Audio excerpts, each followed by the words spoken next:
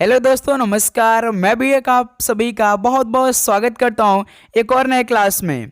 तो साथियों, आज के इस क्लास में एसएससी एमटीएस हवलदार एग्जाम 2025 के लिए संडे का ऑल इंडिया लेवल का फुल पेपर चलने वाला आप सभी के बीच में।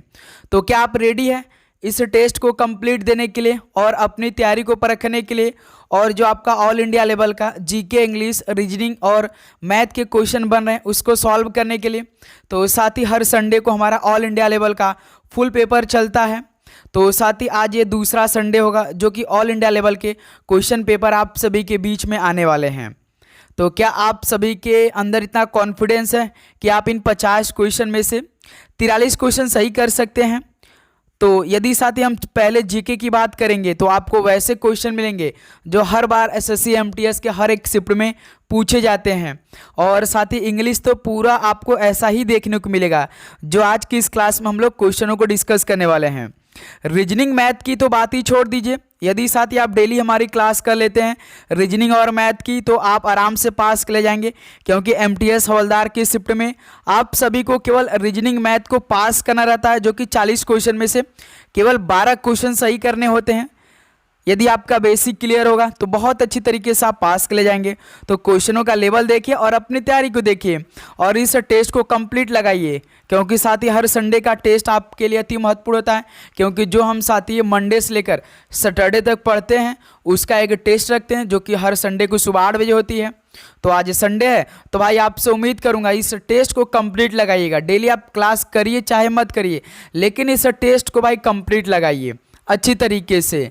इससे क्या होता है कि अपनी तैयारी को आप खुद से एनालिसिस कर सकते हैं। ओके, तो चलिए मेरे दोस्त इस टेस्ट को कंप्लीट लगाते हैं। तो डेली क्लास सुबह 8 बजे, एक दोपहर में 12:35 पे और एक शाम में 7 बजे। ओके, चलिए भाई ऑल इंडिया लेवल का पहला प्रश्न स्टार्ट करते हैं। तो पहले साथ ही हम लोग जीके से शुरुआत करेंगे। ओके, देखिए प्रथम पंचवर्षीय योजना किस मॉडल पे आधारित थी? बताइए, जो पहली पंचवर्षीय योजना था यह किस मॉडल पे आधारित थी? जो पहली पंचवर्षीय योजना था इसका टाइम पीरियड कब से लेकर कब तक चला था? तो 1951 में स्टार्ट हुआ था जो कि 56 में समाप्त हो गया था। तो ये किस मॉडल पे आधारित थी? तो हैरोल्ड डोमर मॉडल पर आधारित थी। बी ऑप्शन क्या बनेगा? बिल्कुल राइट आंसर हो जाएंगे। चलिए दोस्त अगला सवाल कॉल करिएगा। क्वेश्चन नंबर 2 को, महात्मा गांधी राष्ट्रीय ग्रामीण रोजगार गारंटी अधिनियम ने नामांकित व्यक्तियों को कितने दिनों का कार्य यानी रोजगार मिलता है? बताइए साथी, महात्मा गांधी राष्ट्रीय ग्रामीण रोजगार गारंटी अधिनियम में नामांकित व्यक्तियों को कितने दिनों का कार्य मिलता है? तो आप जानते हैं साथी 100 दिनों तक काम मिलता है।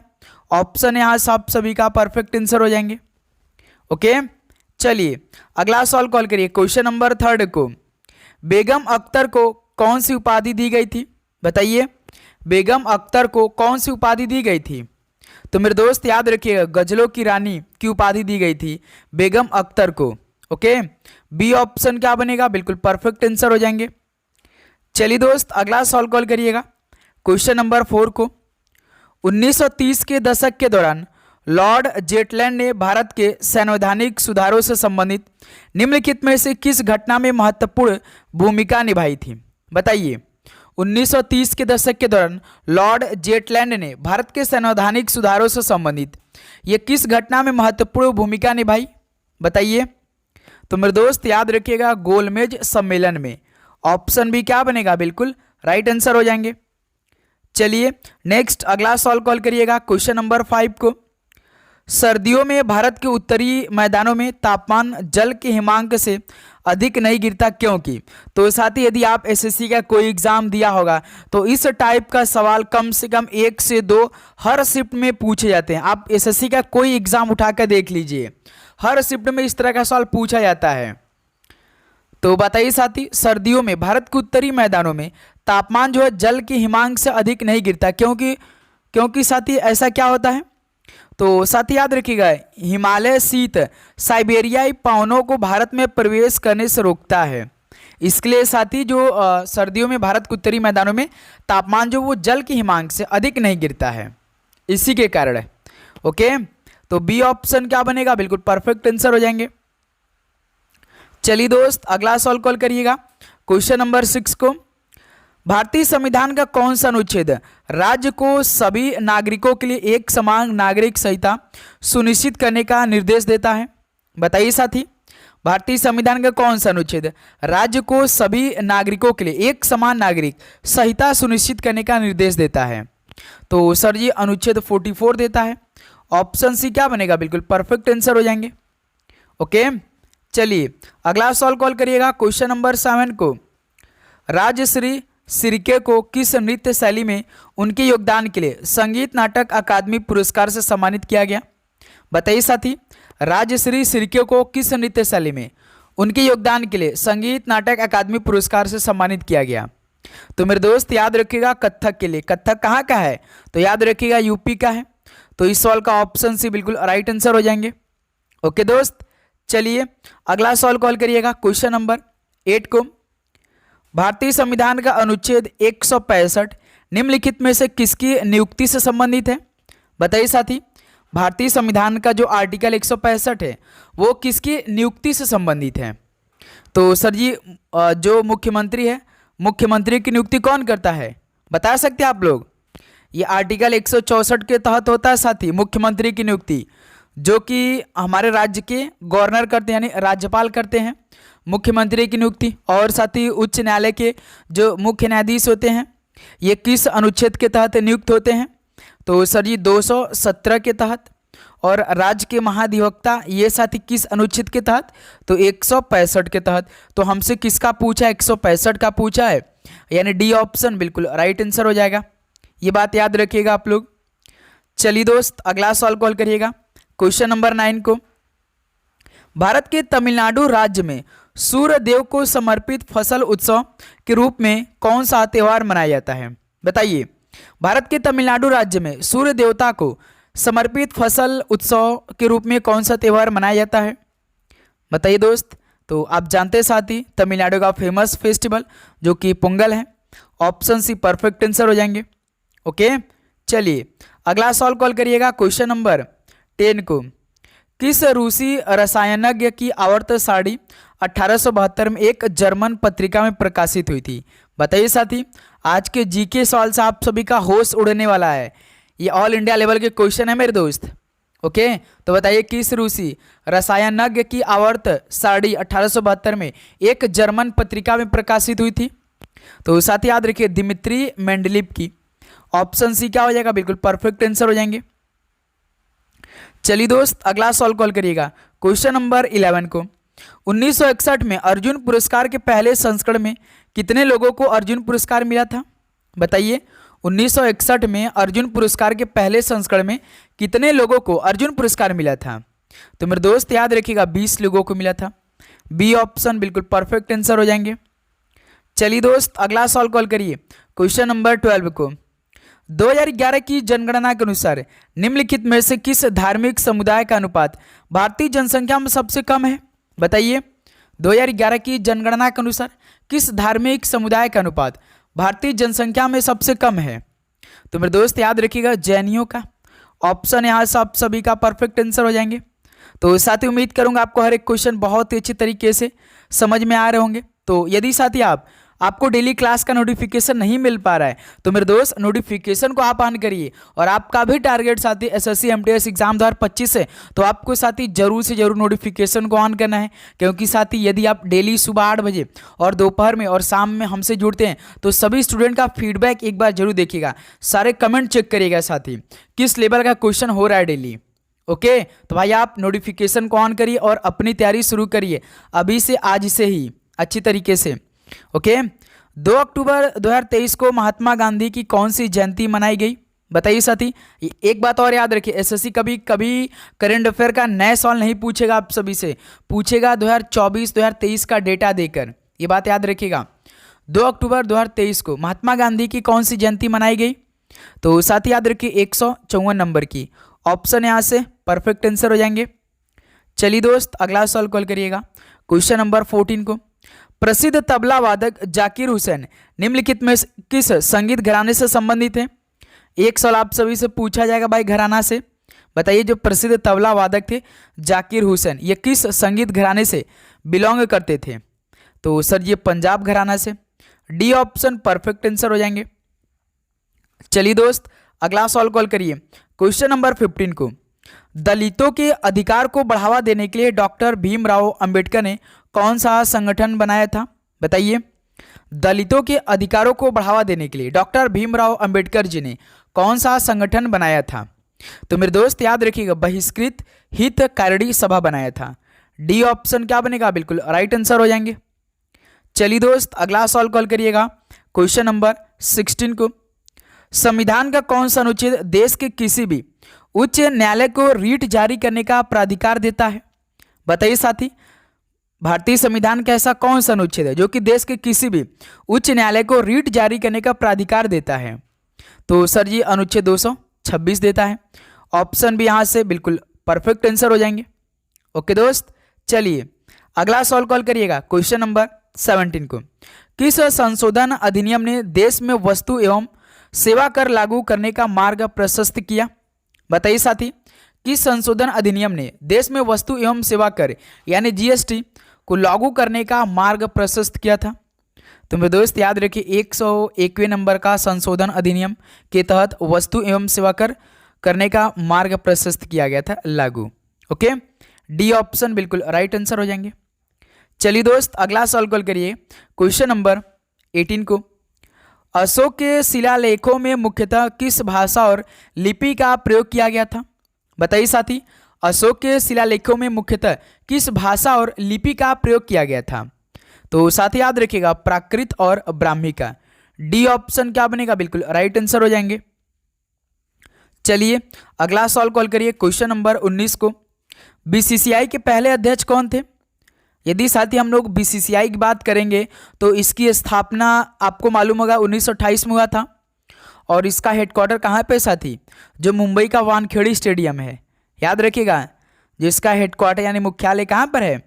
मुंबई में है। ओके, तो इसके पहले अध्यक्ष कौन थे भाई? तो R.E. ग्रांट गोवन थे। ऑप्शन यहाँ से आप सभी का परफेक्ट आंसर हो जाएंगे। ओके दोस्त, चलिए नेक्स्ट अगला सॉल्व कॉल करिए क्वेश्चन नंबर 20 को।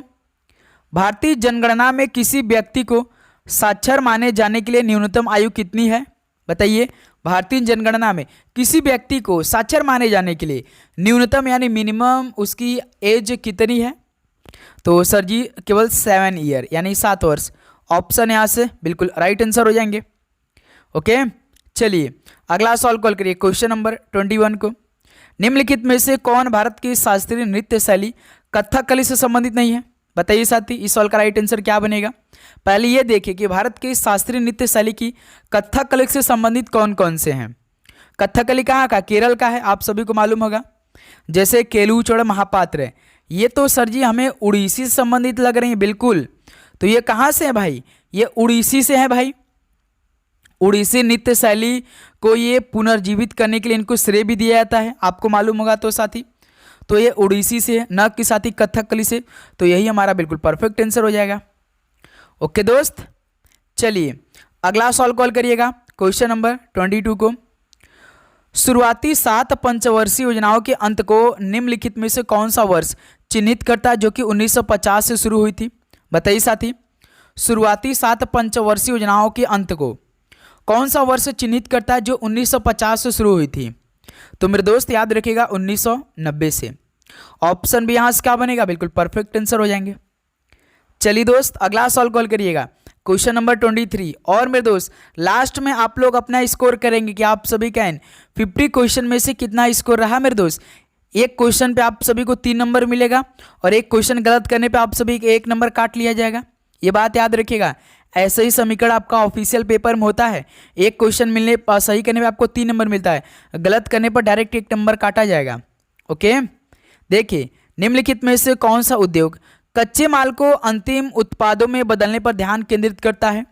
बताइए साथी, कौन सा उद्योग कच्चे माल को अंतिम उत्पाद में बदलने पर बिल्कुल ध्यान केंद्रित करता है? तो मेरे दोस्त याद रखिएगा विनिर्माण उद्योग करता है। ऑप्शन सी यहाँ से क्या बनेगा? बिल्कुल राइट आंसर हो जाएंगे। चलिए मेरे दोस्त अगला सॉल्व कॉल करिए क्वेश्चन नंबर 24 को।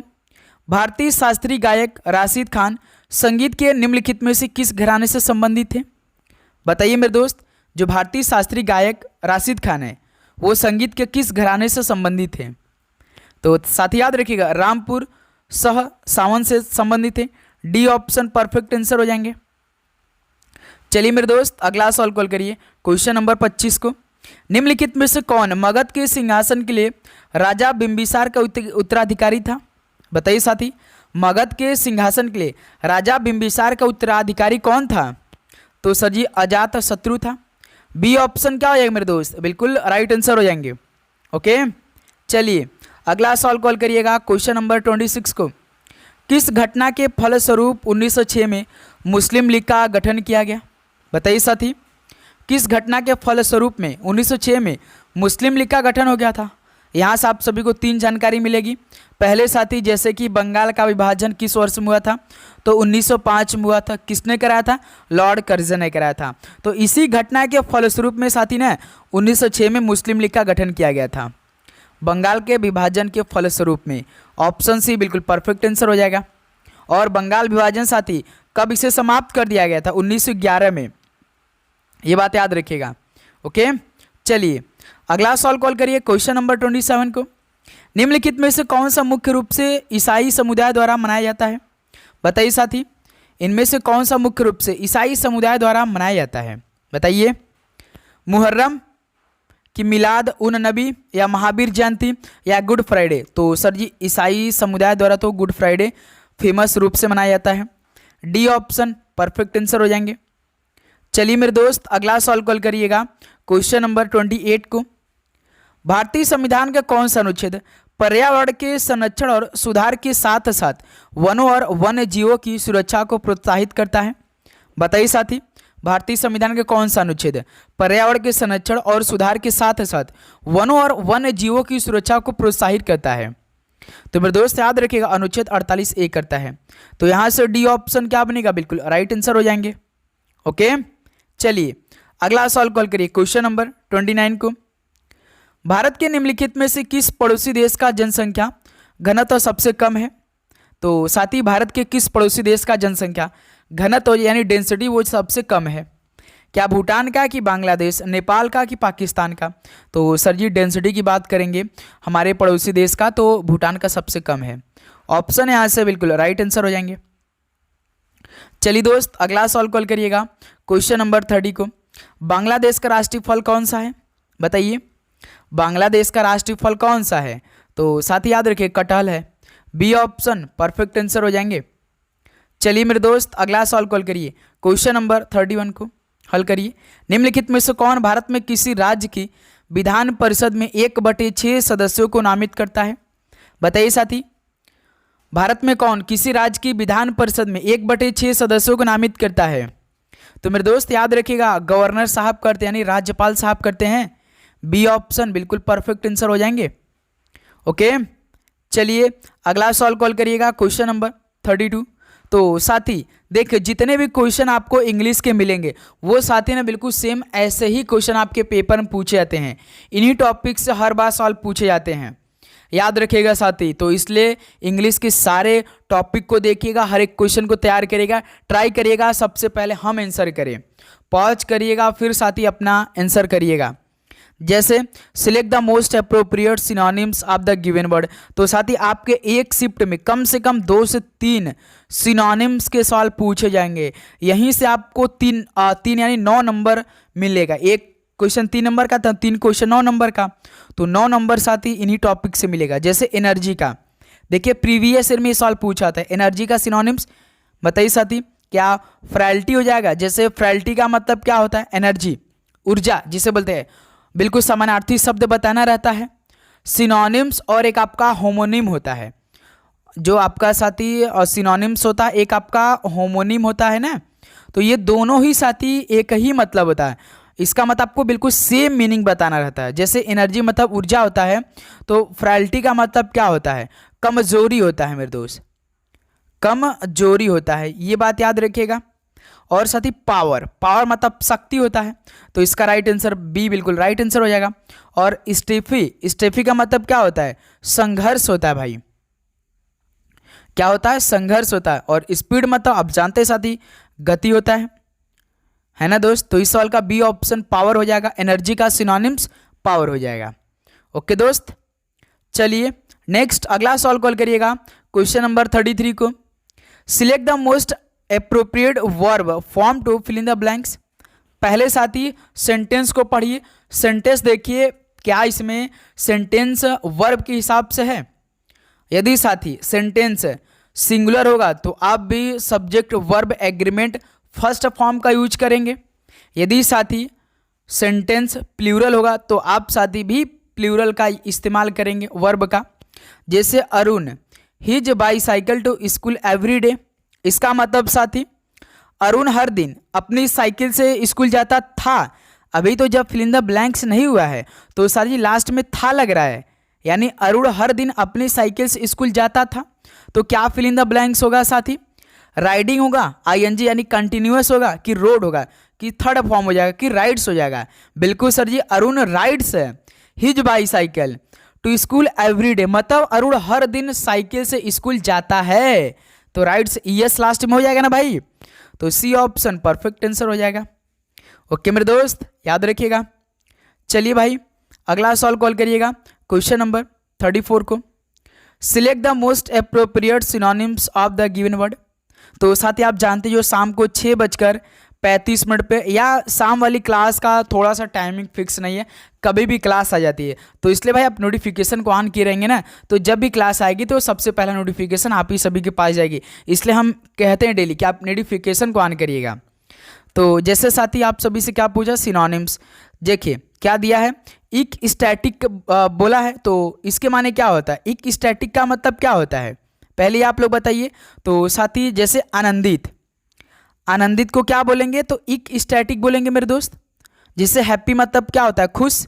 शॉक्ड मतलब आप बिल्कुल स्तब्ध में हो जाते हैं। एंग्री मतलब गुस्सा हो जाता है। इंटरेस्टेड मतलब साथी किसी चीज़ में रुचि। तो जैसे आनंदित, आनंदित का मतलब समानार्थी शब्द क्या बनेगा? हैप्पी हो जाएगा साथी, खुशी हो जाएगा, आनंदित हो जाएगा। ऑप्शन परफेक्ट आंसर हो जाएगा। ओके दोस्त, चलिए अगला सॉल्व कॉल करिएगा क्वेश्चन नंबर 35 को। Select the sentence that has a grammatical error. बताइए साथी इनमें आप सभी से कहाँ पर ग्रामेटिकल एरर दिखाई दे रहा है आप सभी को? बताइए। She always eats healthy meals, बिल्कुल ठीक है। The sunrises in the east, बिल्कुल ठीक है। We watches movies every Friday night, यहीं पे कुछ मिस्टेक हमें दिखाई दे रहा है। बताइए साथी। He works as a software developer, बिल्कुल ठीक है। यदि साथी आपको ना मान लीजिए इसमें कुछ समझ में नहीं आ रहा होगा, यदि आप इंग्लिश का थोड़ा सा भी प्रैक्टिस किए रहेंगे ना, तो आप इसमें बता सकते, लेकिन कहाँ पे ये किसी को नहीं मालूम है। लेकिन हम साथी बताएंगे इसमें आपको क्या यूज करना पड़ेगा। इसमें आपको वही देखना है, सब्जेक्ट वर्ब एग्रीमेंट एरर आपको देखना है। इसमें सब्जेक्ट वर्ब एग्रीमेंट एरर देखना है। तो साथी जैसे वी वॉचेस, पहले साथी वी क्या है? इसमें कर्ता आपका वी है, तो ये क्या है? बहुवचन यानी प्लूरल या सिंगुलर है? बताइए। तो साथी याद रखिए वी जो होता है वो हमेशा बहुवचन होता है, प्लूरल होता है। तो इसके साथ क्रिया का जो सही रूप होगा वो साथी वॉच होगा, न कि ईएस हो जाएगा, यस लग जाएगा, क्योंकि सिंगल यहाँ पे साथी सिंगुलर रहता। तो we watches movies every Friday night, तो यहाँ पे साथी क्या होगा? वी के साथ क्या होगा साथी? वॉच होगा, न कि यस जुड़ जाएगा। ओके मेरे दोस्त, याद रखिएगा। वॉच मतलब देखते हैं, तो इसका जो राइट सेंटेंस बनेगा we watch movies every Friday night. Okay साथी, याद रखिए। और एक बात याद रखिए, जैसे कि आपका क्रिया वॉच है, यह एक वचन क्रिया है, जो कि साथी ये आपका ही, सी या इट जैसे एक वचन कर्ता के साथ ना प्रयोग की जाती है। ओके, याद रखिएगा। तो वी के साथ वॉच का प्रयोग होगा। ठीक है साथी। वैसे तो कई स्टूडेंट के मन में आ रहे होंगे, सर आपने बताया कि वी प्लूरल है, लेकिन साथी वी के साथ वॉच होगा, क्योंकि साथी वॉच है क्या है? एक वचन क्रिया है। तो हमने आपसे स्टार्टिंग में बोला था कि सब्जेक्ट वर्ब एग्रीमेंट, जो सेंटेंस जैसे कि आपका सब्जेक्ट सिंगुलर में है तो वर्ब भी आपका सिंगुलर में लगता है, ये आप सभी को मालूम है। आपने कभी देखा है सब्जेक्ट यदि साथी प्लूरल है तो वर्ब क्या उसमें आपका सिंगुलर में आता है? नहीं। यदि साथी सब्जेक्ट आपका सेंटेंस यदि आपका सिंगुलर में है तो वर्ब भी साथी सिंगुलर में होता है, ये आप सभी को मालूम होगा। पहले ये आप सभी को चेक करना है। स्पॉटिंग एरर का एक सवाल आएगा, सबसे पहला काम ही आपको यही चेक करना है। ओके, चलिए दोस्त अगला सॉल्व कॉल करिएगा क्वेश्चन नंबर 36 को। Select the option that correctly rectified the underlined spelling error. Accident, बस यही आप सभी को चेक करना है, पूरा सेंटेंस नहीं पढ़ना। एक्सीडेंट का राइट स्पेलिंग बता दीजिए क्या होता है। देखिए चारों ऑप्शन दिए हैं, बता दीजिए। एक्सीडेंट रॉन्ग है, ACCIDENT, ऑप्शन बी लग रहा है ठीक है, बिल्कुल, तो बिल्कुल बी ऑप्शन ठीक है। देखिए ये रॉन्ग है, सी ऑप्शन, डी ऑप्शन भी रॉन्ग है। तो इस सवाल का मेरे दोस्त बी ऑप्शन क्या बनेगा, बिल्कुल परफेक्ट आंसर हो जाएंगे। ओके मेरे दोस्त, चलिए अगला सवाल कॉल करिएगा, क्वेश्चन नंबर 37 को। Select the most appropriate option to fill in the blank. Fill in the blanks करिए। Please listen to all announcement. क्या साथी, आप जैसे कि कोई अनाउंसमेंट हो रहा है तो आप कैसे सुनेंगे, बिल्कुल भूखे तरीके से कि बिल्कुल अटेंटिव हो गए। बिल्कुल सर जी, हम बिल्कुल अटेंटिवली होकर सुनेंगे। Please listen to all announcement, attentively होगा, तो बी ऑप्शन परफेक्ट आंसर हो जाएंगे, है ना दोस्त। चलिए अगला सवाल कॉल करिएगा, क्वेश्चन नंबर 38 को। Select the incorrectly spelled word. बताइए साथी, इनकरेक्ट कौन सा स्पेलिंग वाला वर्ड है। जैसे ट्रिपल मतलब क्या होता है, तुच्छ, जिसे हम साथी क्या बोलते हैं, तुच्छ, उसको क्या बोलते हैं साथी, याद रखिएगा, ट्रिपल बोलते हैं। सरेंडर, सरेंडर का मतलब साथी समर्पण होता है। क्या सर जी, समर्पण होता है, ये बात याद रखिएगा। और डिस्गस्ट मतलब क्या होता है, घृणा, डिस्गस्ट मतलब साथी घृणा होता है, याद रखिएगा। कंसिस्टेंस सामंजस्य, क्या इसकी स्पेलिंग क्या होता है कंसिस्टेंस का, सर जी CONSISTENCE, कंसिस्टेंस यही होता है, यानी डी ऑप्शन बिल्कुल परफेक्ट आंसर हो जाएगा, जो कि साथ ही इनकरेक्टली स्पेल्ड वर्ड दे रखा है। ओके चलिए भाई अगला सवाल कॉल करिएगा, क्वेश्चन नंबर 39 को। Select the option that correctly rectify the underlined spelling error. फिर से साथी हरिकेन, जैसे the rainbow only appear after a hurricane, मतलब साथी इंद्रधनुष केवल तूफान के बाद ही दिखाई देता है, या बारिश होता है तब पर भी, जब मौसम साफ होता है तो इंद्रधनुष दिखाई देता है। तो बताइए हरिकेन का राइट स्पेलिंग। हरिकेन का मतलब क्या होता है, चक्रवात होता है। क्या सर जी, चक्रवात होता है मेरे दोस्त हरिकेन का मतलब। तो इसका राइट स्पेलिंग क्या होता है, HURRICANE होता है हरिकेन, यानी डी ऑप्शन मेरे दोस्त बिल्कुल परफेक्ट आंसर हो जाएंगे, बात याद रखिएगा। ओके चलिए अगला सवाल कॉल करिएगा, क्वेश्चन नंबर 40 को। क्या दे रखा है, what does it imply when people say to read between the lines. मतलब साथी what does it imply when people say to read between the lines, ये ना साथी आप सभी के IQ लेवल का सवाल है। आप कैसे सोचते हैं, जैसे कि जब लोग कहते हैं कि पंक्तियों के बीच पढ़े, तो इसका क्या मतलब होता है। जैसे कोई पंक्ति होता है तो कोई बोलता है, कोई कहता है कि पंक्तियों के बीच पढ़े, तो इसका क्या मतलब होता है, to skip initial and final lines. आप इनिशियल लाइन को छोड़ दीजिए, आप फाइनल लाइन्स को पढ़िए साथी, पैराग्राफ को देखिए, या टू रीड समथिंग फास्ट, या कुछ पढ़िए बिल्कुल बहुत तेजी से, इसके लिए सजेशन देते हैं। या to read with an ability to infer the meaning, बिल्कुल साथी अर्थ निकालने की क्षमता के साथ पढ़िए, इसका मतलब होता है साथी to read with an ability to infer the meaning. Okay option C बिल्कुल परफेक्ट आंसर हो जाएंगे।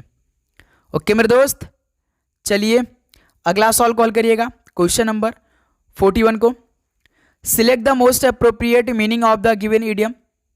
इडियम मतलब मुहावरा, आपने हिंदी में पढ़ा है मुहावरा, तो बताइए अ पीस ऑफ केक, मतलब साथी जैसे देखिए यदि साथी हम जैसे आपका इडियम दिया अ पीस ऑफ केक, तो यदि साथी आपको हर एक वर्ड हर एक अक्षर का मीनिंग मालूम होगा तो ना आप क्या कर सकते हैं। जैसे कि आपने पहले दिमाग क्या लगाया होगा, अ पीस ऑफ केक मतलब साथी केक का एक टुकड़ा, लेकिन साथी हम इंग्लिश के माध्यम से जाएंगे तो अ पीस ऑफ केक का मतलब हो जाए केक का एक टुकड़ा, यानी केक का कोई एक टुकड़ा। लेकिन साथी इडियम है, इसके माने जानते क्या होता है, ये मुहावरा का मतलब क्या बोल रहा है, ऐसा कुछ जो साथी ना करना या पूरा करना बहुत आसान हो, इसका मतलब ये होता है। अ पीस ऑफ केक का मतलब ऐसा कुछ जो करना या पूरा करना बहुत ही आसान हो। अ पीस ऑफ केक का मतलब इडियम में जाएंगे तो मुहावरा में, तो क्या बनेगा साथी, अब पी साहब के का मतलब क्या हो जाएगा, जैसे ऐसा कुछ जो साथी हम लोग बहुत ही आसानी से कर दें, तो इसके लिए क्या, इजी टू डू और अचीव, मतलब साथी करना या आपका प्राप्त करना बिल्कुल आसान हो, यही हो जाएगा भाई, याद रखिएगा मेरे दोस्त। ओके, ऑप्शन है परफेक्ट आंसर हो जाएगा। चलिए अगला सॉल्व कॉल करिएगा, क्वेश्चन नंबर 42 को। Select the most appropriate option to fill in the blanks. He is tired to finish his homework, मतलब साथी वह अपना होमवर्क पूरा करने में बिल्कुल थक गया है। ही इज टू मच, जैसे हम लोग बोलते हैं he is too much, he is too much, यानी इसका fill in the blank he is too, T double O fill in the blanks होगा मेरे दोस्त। He is too tired to finish his homework, तो इस सवाल का सी ऑप्शन परफेक्ट आंसर हो जाएगा। चलिए दोस्त अगला सवाल कॉल करिएगा, question number 43। Identify the segment that contains a grammatical error. बताइए साथी, the worker had been repairing the mall road in town for several days now, मतलब देखिए साथी, हम यदि इसका पूरा कॉन्सेप्ट हमने पढ़ा तो इस वाक्य में हमें ना साथी केवल हमें नाव जो है ना वो शब्द गलत दिखाई दे रहा है। क्यों हम ऐसा करें, क्योंकि साथी जो भूतकाल आपका पास्ट है को जो नाव है ना ये भूतकाल को दर्शा रहा है भाई, यानी पास्ट को दर्शा रहा है। जबकि साथी जो हैड बीन रिपेयरिंग है ना, स्टार्टिंग का जो हैड बीन रिपेयरिंग है ये भी साथी ना क्रिया की भूतकाल को दर्शा रही है, तो इससे क्या हो जा रहा है, इसमें विरोधाभास पैदा हो रहा है, तो इसलिए साथी इसमें हमें रॉन्ग दिखाई दे रहा है। लेकिन साथी जो आपके राइट स्पेलिंग हमें दिखाई दे रहा है वो क्या बनेगा, the worker had been repairing होगा, इसमें यही साथी ग्रामेटिकल एरर दिखाई दे रहा है, ऑप्शन सी परफेक्ट आंसर हो जाएगा। लेकिन मेरे हिसाब से देखेंगे तो भाई सेवरल डेज ना होगा। आप सभी को बताना इसमें क्या भाई ग्रामेटिकल एरर दिखाई दे रहा है, दोनों ऑप्शन बताएं, या तो बी होगा या तो सी होगा, बताइए साथी। लेकिन आयोग ने साथी ऑप्शन सी को माना है, बताइएगा आप लोग। ओके चलिए अगला सॉल्व कॉल करिएगा दोस्त, क्वेश्चन नंबर 44 को। तो साथी मैथ का सवाल है, देखिए यदि एक टोकरी में सेब और नाशपाती 5:8 के अनुपात में है तो टोकरी में नाशपाती का प्रतिशत ज्ञात करिए। तो साथी एक टोकरी में सेब और नाशपाती है, सेब का अनुपात 5 दे रखा है, नाशपाती का अनुपात 8 दे रखा है, तो आप सभी से किसका पूछा है, टोकरी में नाशपाती यानी n का पूछा, यानी n मतलब नाशपाती, तो टोटल फल कितने होगा साथी। इस तरह का सवाल आप कैसे हल करते हैं, पहले इन टोटल फल को निकाल लेते हैं, टोटल फल साथी इन दोनों को आपस में जोड़ देंगे, 5 और 8 को जोड़ेंगे 13 हो जाएगा। आप सभी से किसका पूछा है, केवल नाशपाती का, तो यदि साथी आप सभी से नाशपाती का जिसका पूछेगा उसको हमेशा आप ऊपर रखेंगे, 8/13 कर देंगे और प्रतिशत निकालना है तो 100 से गुणा कर दीजिए, तो 8 × 100 800 हो जाएगा, बटे में आपका 13 हो जाएगा, बस आप हल कर दीजिए आपका आंसर निकल के आ जाएगा। जैसे 13 × 6 = 78 है ना साथी, 2 13 × 1 = 13, तो 61 समथिंग आएगा जो कि पहला ऑप्शन हो जाएगा। बस यही आप सभी को काम करना है, ठीक है साथी। जब इस तरह का सवाल आप सभी से दे, जिसका पूछेगा उसको ऊपर रखे, पहले तो नंबर पे आप सभी को दोनों को आपस में जोड़ देना है, ठीक है। फिर साथी जो पूछेगा उसको ऊपर रखना है, उस रेशियो को ऊपर रखना है जिसका पूछेगा। जैसे कि नाशपाती का पूछा था तो हमने केवल नाशपाती का अनुपात देखिए ऊपर रखा है 8 रखा है, नीचे टोटल करके रखा है ×100, बस हल कर दीजिए आपका आंसर आ जाएगा, ठीक है। चलिए अगला सॉल्व कॉल करिए, क्वेश्चन नंबर 45 का। देखिए दो संख्याएं 7:9 के अनुपात में है और उनका लघुत्तम समवर्ती यानी एलसीएम 630 है, तो संख्या ज्ञात करिए। ये सवाल आप कैसे हल करेंगे साथी बताइए, थोड़ा सा दिमाग लगाइए, पॉज करिए इस सवाल को, फिर उसके बाद अपने से ट्राई करिए कितना आंसर आएगा साथी। वो दो संख्या कौन से होगी, 2 अनुपात दिया तो 2 संख्या आएगी, जाहिर सी बात है। तो जब साथी इस तरह का सवाल है, जैसे कि बिल्कुल यही सवाल बार बार पूछता है पेपर में भाई, जैसे 2 संख्या आपका 7 और 9 के अनुपात में है, उनका एलसीएम 630 है, तो संख्या, तो मानिए साथी संख्या को क्या मान लीजिए, माना संख्या को साथी एक 7x मान लिया, एक 9x मान लिया, है ना साथी। तो इन दोनों का एलसीएम कितना आएगा, इन दोनों का एलसीएम 63x आ जाएगा। जब भाई आप एलसीएम निकालेंगे तो कितना आएगा, 7 × 9 = 63 हो जाएगा भाई, इनका एलसीएम 63, तो ये 63x के बराबर हमारा एलसीएम कितना दिया है, 630 दिया है। यहाँ से x की वैल्यू निकालेंगे तो कितना हो जाएगा, 63 इसके बटे में चला जाएगा, तो कितना हो जाएगा 63 × 63, यानी साथी x की वैल्यू 10 आ गया। बस यहाँ पे जो 7x और 9x है, x की वैल्यू रख दीजिए।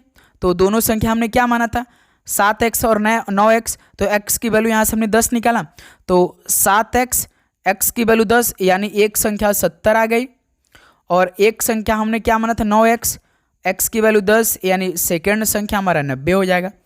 दोनों संख्या 70 और 90, जो कि ऑप्शन सी हो जाएगा, बिल्कुल राइट आंसर हो जाएगा। सिंपल सा भाई, एलसीएम पूछा था तो एक को हमने 7x मान लिया, एक को 9x। देखिए एक को हमने 7x माना था, एक को 9x माना था, तो इन दोनों का हम एलसीएम निकालते हैं तो साथी 63x हो जाएगा। यदि मानिए साथी हम डायरेक्ट 7 9 का एलसीएम निकालेंगे तो एक बार 7 से जाएगा, एक बार 9 से, तो यही आएगा 7 9 63। ये 63 वैल्यू दिया कितना 630, एक का वैल्यू कितना हो जाएगा 630 बटे 63, तो एक का वैल्यू कितना हो जाएगा 10। तो एक संख्या 10 और 70, 10 9 90, ऐसे भी आप लोग हल कर सकते हैं। x की वैल्यू से अच्छा समझ में आएगा आपको। ठीक है, चलिए मेरे दोस्त अगला सॉल्व कॉल करिएगा। क्वेश्चन नंबर 46 को, 4 वर्षों के लिए 4% वार्षिक की ब्याज दर पर उधार ली गई राशि ₹3500 पर साधारण ब्याज रुपीज में ज्ञात करिए। तो simple interest formula, principal rate time बटे में 100, प्रिंसिपल सबसे अधिक नंबर में 3500, रेट प्रतिशत में हमेशा 4, टाइम 4 वर्ष बटे में 100, डबल जीरो से कैंसिल करिए, 35 गुणे 4 गुणे 4 यानी साथी 35 मल्टीप्लाइड बाई 4 चौका 16, 16 25 80 का 0, 8 16 48 8 56 यानी 560, जो कि ऑप्शन बी हो जाएगा, बिल्कुल राइट आंसर हो जाएगा। सिंपल साथी गुणा भाग करना था, है ना, किसी प्रकार का दिक्कत। चलिए मेरे दोस्त अगला सॉल्व कॉल करिएगा। क्वेश्चन नंबर 47 को, एक व्यक्ति ने एक वस्तु को ₹500 में खरीदा और उसे 400 रुपये में बेच दिया, तो उसका हानि या प्रतिशत ज्ञात करिए। चलिए साथी, मान लीजिए आप एक सामान को 500 रुपये में खरीद रहे हैं, है ना, कोई मान लीजिए आप एक बुक खरीदें, आप एक बुक खरीदें और आपने वो 500 का बुक खरीदा और आपने घर जाकर अपने दोस्त को 400 में दे दिया, तो आपको कितना घाटा लगा, 100 रुपया घाटा लगा। क्यों साथी, आपने भाई एक बुक 500 का खरीदा और आपने उस दोस्त को जाकर 400 में बेच दिया, तो यहाँ से आप सभी को कितना घाटा लगा, 100 रुपया घाटा लग गया। कैसे घाटा लगा, क्योंकि हमने भाई स्टार्टिंग में पहले 500 रुपया खरीदा था और हमने उस दोस्त को 400 में दे दिया, तो 100 रुपया घाटा लगा। किससे घाटा लगा, हमें 500 से लगा, क्योंकि हमने स्टार्टिंग 500 से खरीदा, मल्टीप्लाइड बाय 100 निकाल दीजिए, डबल जीरो से डबल जीरो कैंसिल, 100 बटे 5 यानी साथी 20%, तो हमें कितने प्रतिशत की हानि हुई सर जी, 20% का। ऑप्शन ए परफेक्ट आंसर हो जाएगा। चलिए मेरे दोस्त अगला सॉल्व कॉल करिएगा। क्वेश्चन नंबर 48 को, एक निश्चित कूट भाषा में होस्ट को 28 46 के रूप में कूटबद्ध किया जाता है और टीम को 35 87 रूप में कूटबद्ध किया जाता है, तो दी गई कूट भाषा में केवल टी के लिए कूट क्या होगा। चलिए साथी, जैसे होस्ट के लिए 4 अक्षर है तो 4 4 अलग नंबर भी कोड किया गया है, 2 8 4 6, और टीम TEAM, टीम के लिए साथी आपके 4 अलग अलग नंबर कोड किएंगे, 3 5 8 7, आप सभी से केवल टी पूछा है। तो हमने कल के क्लास में रीजनिंग का जो क्लास लिया था, आपने यदि नहीं दिखा तो पूरा कॉन्सेप्ट सिखाया भाई। यदि सिंगल पूछेगा तो पहले आप सभी को टी को पहले देखना क्या दोनों में कॉमन है। चलिए टी को देखते हैं, दोनों में कॉमन है, बिल्कुल। देखिए होस्ट में भी टी है, होस्ट में भी टी है और टीम में भी टी है, इसका मतलब साथी टी तो दोनों में कॉमन हो गया। इसके बाद तुरंत हमारा दिमाग क्लिक करेगा कि जो कोड हुआ है उसमें कोई ना कोई नंबर जो कि कॉमन होगा, बस यही हमें चेक करना है। तो देखिए साथी 8 इसमें है और 8 इसमें है, इसका मतलब जिस तरह साथी होस्ट में टी है और टीम में टी है, तो टी तो दोनों में कॉमन है, तो नंबर भी 2 कॉमन मिल चुका, तो यही आपका टी का कोड हो जाएगा, 8 आपका आंसर हो जाएगा, जो कि डी ऑप्शन। बस यही आप सभी को काम करना होता है और कुछ भी इसमें दिमाग नहीं लगाना होता है। ठीक है, चलिए मेरे दोस्त अगला सॉल्व कॉल करिएगा। क्वेश्चन नंबर 49 को, एक निश्चित कूट भाषा में लाइफ इज रूड को TPCK-GN के रूप में लिखा जाता है और दिस इज नॉट लाइफ को GNDLSB के रूप में लिखा जाता है। इसी कूट भाषा में लाइफ को किस प्रकार लिखा जाएगा, बताइए मेरे दोस्त, फटाफट हल करिए। तो साथ ही आप सभी से इसमें भी देखिए, इस बार क्या पूछ दिया, इस बार लाइफ को ही पूछ दिया, यानी अक्षर पूछ दिया। फिर आप सभी को वही काम करना है, जो कोड किया है ना उसमें देखना क्या लाइफ दोनों में कॉमन है। जैसे देखिए लाइफ इज रूट में लाइफ है ना साथी, और फिर साथ देखिए दिस इज नॉट लाइफ में भी लाइफ है। इसका मतलब लाइफ हमें मिल चुका है कि दोनों में कॉमन है। इसके बाद तुरंत आपका दिमाग क्लिक होना चाहिए कि भाई जब लाइफ हमें दोनों में कॉमन मिल गया तो जो कोड हुआ है ना, जो आपका चाइनीज भाषा में लिखा है ना, उसमें भी कोई ना कोई दो ऐसे अक्षर होंगे जो कि कॉमन होगा। जैसे साथी देखिए जीएन इसमें है, जीएन इसमें भी है। इसका मतलब साथी लाइफ का जो कोड होगा ना वो जीएन होगा। बस आप सभी का यही आंसर हो जाएगा। ऑप्शन बी को लॉक करिए और आगे बढ़ जाइए। आपको 3 नंबर यहां से मिल गया। ठीक है साथी, चलिए अगला सॉल्व कॉल करिएगा क्वेश्चन नंबर 50 को। तो प्लस और माइनस को आपस में बदल दिया जाए तथा गुणा और भाग को आपस में बदल दिया जाए तो निम्नलिखित समीकरण में प्रश्न चिन्ह के स्थान में क्या आना चाहिए? बताइए मेरे दोस्त। 121 प्लस 1 माइनस 6 भाग 16 गुणा 8। तो इसमें क्या करना है, प्लस की जगह माइनस, माइनस की जगह प्लस रखना है, गुणा की जगह भाग, भाग की जगह गुणा रखना है। कहाँ पर? इस समीकरण में जो आपको दे रखा है प्रश्न में। चलिए साथी पहले सवाल के कंडीशन को फॉलो करते हैं, ध्यान से देखते रहिएगा। 121 के बाद प्लस है तो प्लस की जगह माइनस, एक के बाद माइनस तो माइनस की जगह प्लस, 6 के बाद देखिए यहाँ पे भाग है तो भाग की जगह गुणा, 16 के बाद देखिए इसमें गुणा है तो गुणा की जगह भाग। बस हल कर दिया जाए बॉडमस के नियम लगाकर। तो 121 माइनस 1 प्लस 6 गुणा 8 का भाग 16 में देंगे तो 2 बार में। फिर साथी 121 माइनस 1 प्लस 2 का मल्टीप्लाई 6 में करेंगे तो 12। देखिए यहाँ पे प्लस 12 और प्लस 21 कितना हो जाएगा? 121, 133 हो जाएगा। 133 में से 1 को कम कर देंगे तो 132 हो जाएगा, जो कि साथी हमारा ऑप्शन है बिल्कुल परफेक्ट आंसर हो जाएगा। तो अब बताइए मेरे दोस्त आप सभी का कितना आंसर हुआ, यानी साथी आप सभी का कितना स्कोर रहा? भाई total 50 question all India level का क्वेश्चन कंप्लीट हो चुका है, पूरे 50 प्रश्न। तो बताइए मेरे दोस्त आप सभी का इन 50 क्वेश्चन में से कितना स्कोर रहा?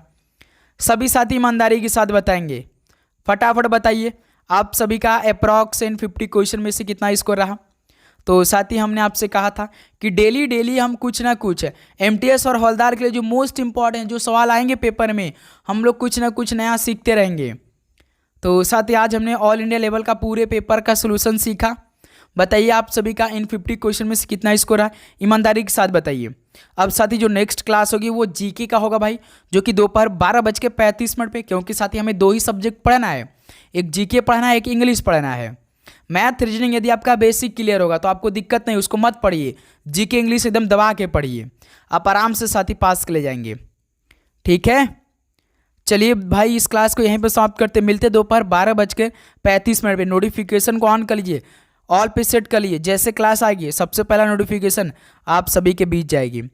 ओके, तो चलिए भाई इस क्लास को यहीं पर समाप्त करते हैं, मिलते साथी दोपहर में एक और नए क्लास के साथ, नए जोश नए उमंग के साथ। तो सभी लोग पढ़ाई करिए, मॉक टेस्ट लगाइए, डेली मॉक टेस्ट लगाना स्टार्ट कर दीजिए। ठीक है, तो सभी को जय हिंद जय भारत, पढ़ाई करते रहिए, ऑल द बेस्ट, धन्यवाद।